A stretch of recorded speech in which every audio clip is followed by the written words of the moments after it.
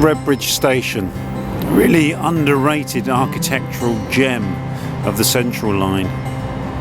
It's right up there, I think, with the grates. I don't know who designed it. I shall find out and put that as a caption on this shot.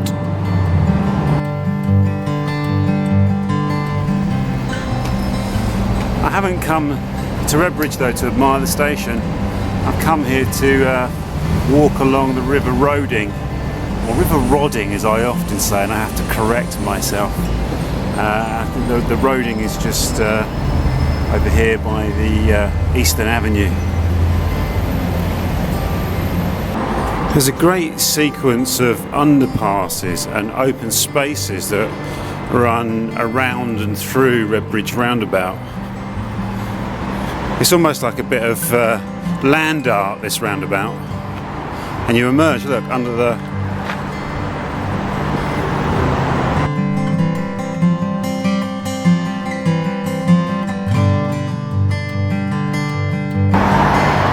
map in the tube station marks this as the original Redbridge, which gives the area Redbridge its name. So now I'm going to walk along the River Roding.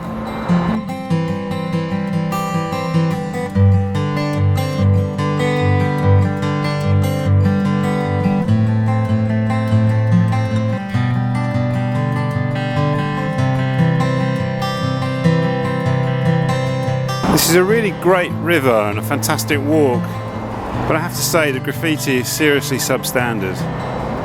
Come on Redbridge, you got to up your game a bit here. This is almost like a prototype for the wobbly bridge that goes to the Tate. But we tested it out here on the Roding.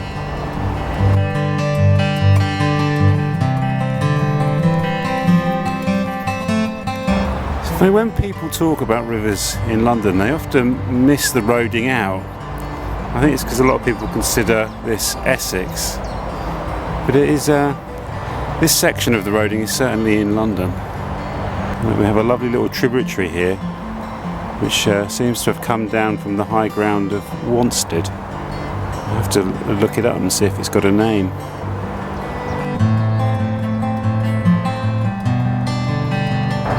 One of the great pumping stations that you see along the river. There's another one down by the Redbridge roundabout. To me they are as mystical and magical as the great cathedrals of the world.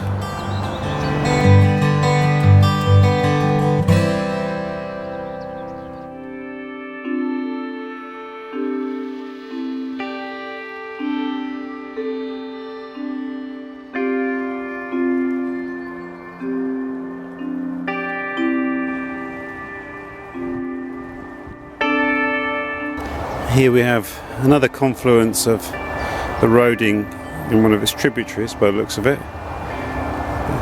In pagan belief, the confluence of two rivers was considered to be a sacred spot, and they would often make votive offerings at places like this. I haven't really got a votive offering to make, unfortunately.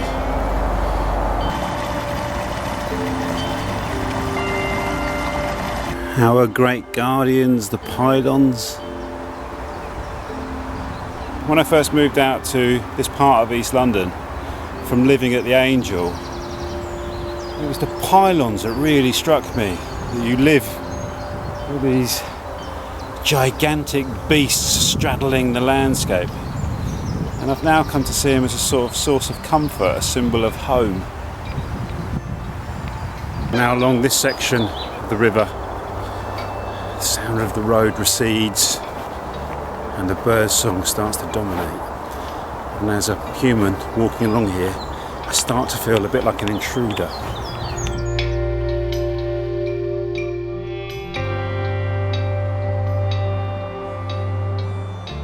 You've got Tesco's and link roads, but the river couldn't give a damn.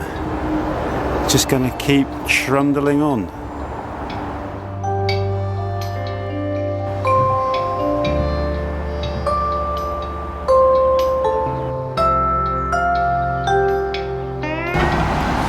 Charlie Brown's roundabout Nothing to do with Snoopy. I think it's named after the pub that was here that had to be knocked down to make way for the expanded roundabout. One of the most powerful locations in London.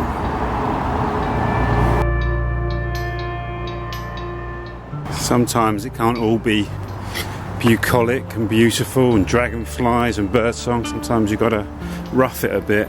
This appears to be the continuation of the Riverside Walk.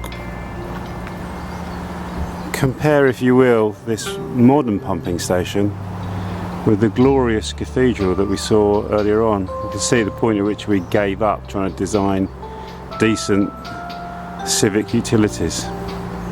Just plonked a square slab of bricks down instead. And you are rewarded for that short detour by this beautiful stretch of the riverbank. I would love to kayak this river.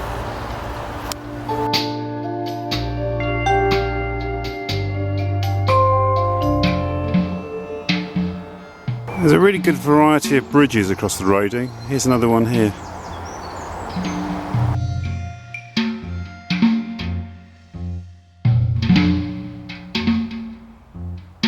The Roding is mentioned by Samuel Pepys in his diaries. I think that was when he was going to Ilford Docks for some business arrangement. And I'm pretty sure Daniel Defoe writes about it as well. So it's a river with some real heritage. Now just down here on the path there was a little snake. I mean, I'm not sure if it quite qualifies as a grass snake, it may be a slow worm, but it would certainly be about 12 inches long, a foot long, and it's sort of brown. Wow, that was really magical. I've not seen a snake in London. It was worth doing the walk just for that very quick glimpse of the tail of the snake as it worked its way off the path into the undergrowth. I mean, I've seen them in other parts of the world when actually they are a bit of a cause for concern. In Malaysia once I had a little one stuck on the path. It wouldn't move, and when I looked it up later it turned out to be highly venomous. And I lived in a house in Sydney where we had snakes under the house and in the garage. They too, some of those were poisonous, and the ones that weren't were pythons, you know, which, however friendly, don't get too close, they're still snakes.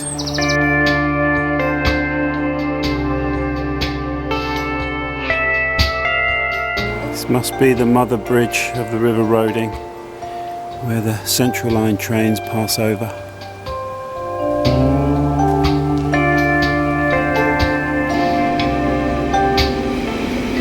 I feel like Huckleberry Finn sitting here.